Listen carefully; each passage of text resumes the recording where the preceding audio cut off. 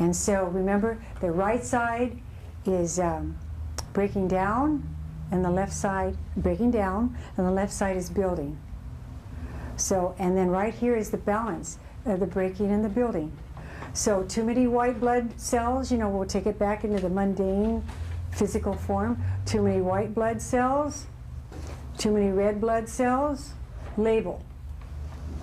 Not enough water in the system, glaucoma, label. All it is an imbalance of energy and not enough water for the system. And also it's the fatigue flow, which we're going to go into later too.